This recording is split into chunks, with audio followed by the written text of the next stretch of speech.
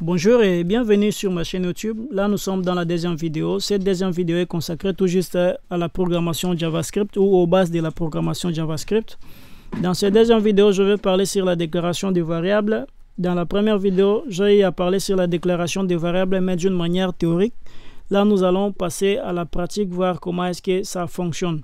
Je me trouve dans l'éditeur de la Fondation Processing qui est p5.js. Cet éditeur nous permet tout juste de mettre du code JavaScript et aussi les fonctions de la librairie P5 pour avoir les résultats. C'est un éditeur en ligne. Vous pouvez avoir cet éditeur en local en le téléchargeant sur le site p5.org.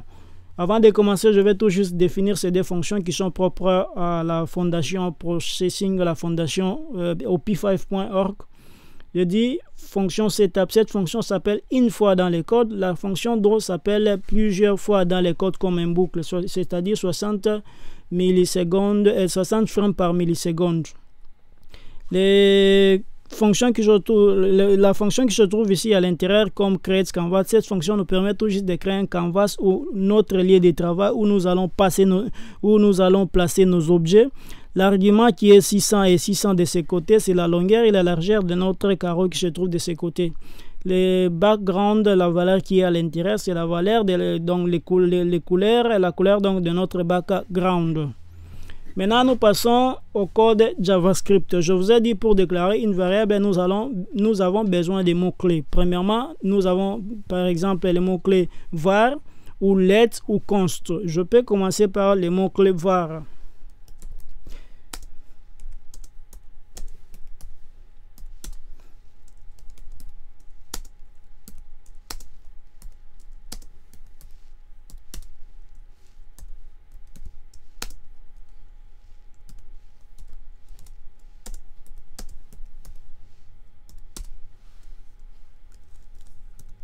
Et je peux mettre aussi const.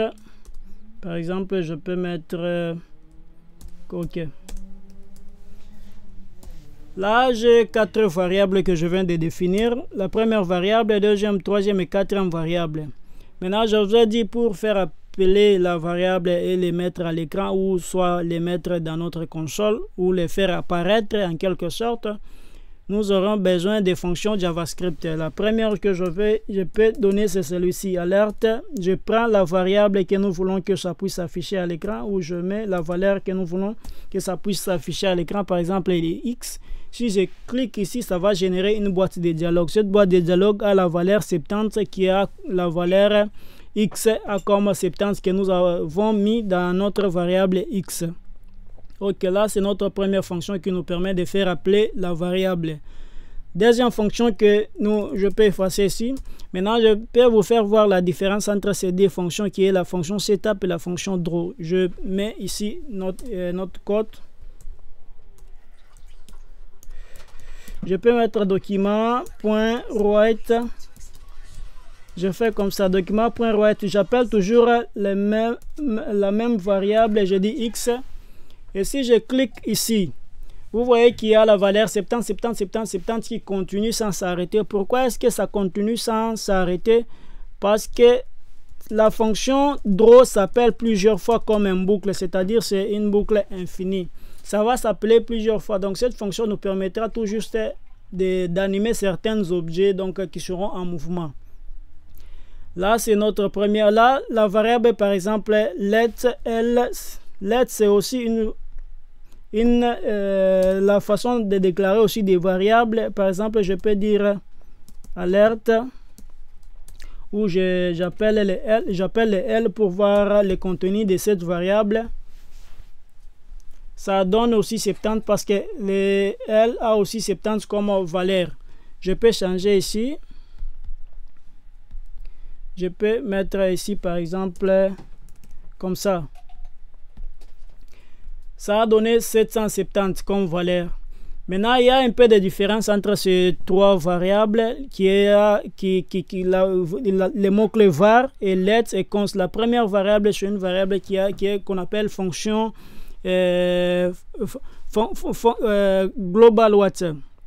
global scope et celui-ci, let, c'est une fonction qui est qu'on appelle quoi, block scope. On verra la différence entre ces deux variables plus tard. Et aussi les const, c'est une variable qui ne change pas si on veut détruire ce qui se trouve à l'intérieur ici, donc ça sera irremplaçable.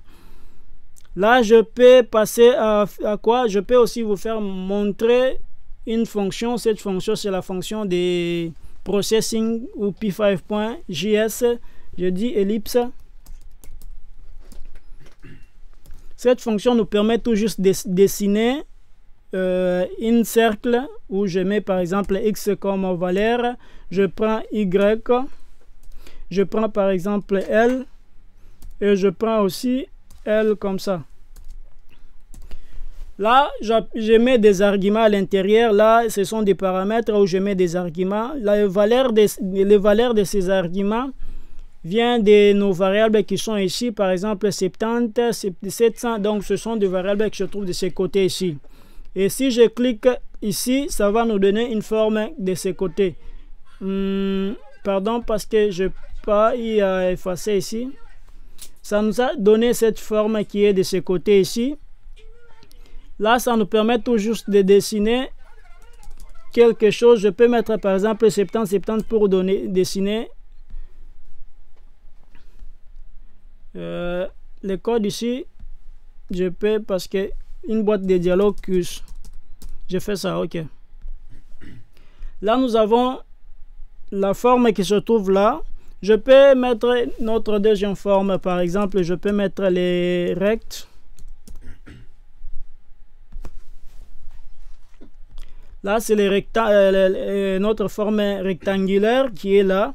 Maintenant, les arguments que je trouve à l'intérieur, par exemple, si c'est la longueur de l'objet, donc la longueur de l'emplacement de l'objet, nous avons ici l'axe comme axe des abscisses ici, qui part de ces côtés ici. Si nous mettons ici comme x a comme valeur 70, c'est-à-dire entre cette distance et cette distance, la distance est de 70 pixels.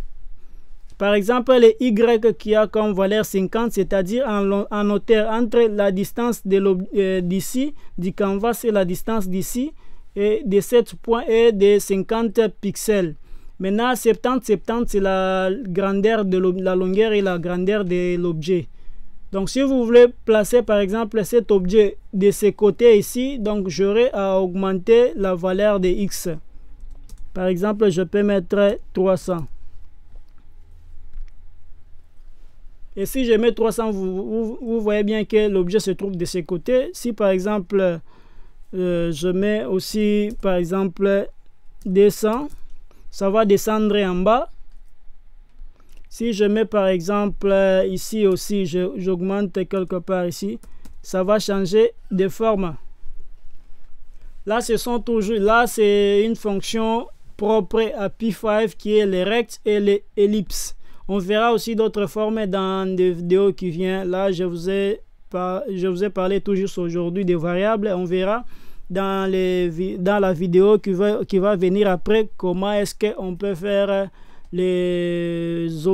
comment on peut introduire les opérateurs arithmétiques et aussi les opérateurs logiques, comment est-ce que ça fonctionne. Merci à toute personne qui est arrivée à la fin. Votre commentaire et votre abonnement sur ma chaîne me fera du bien si ça vous a ajouté quelque chose. Un petit commentaire, un petit like. Merci.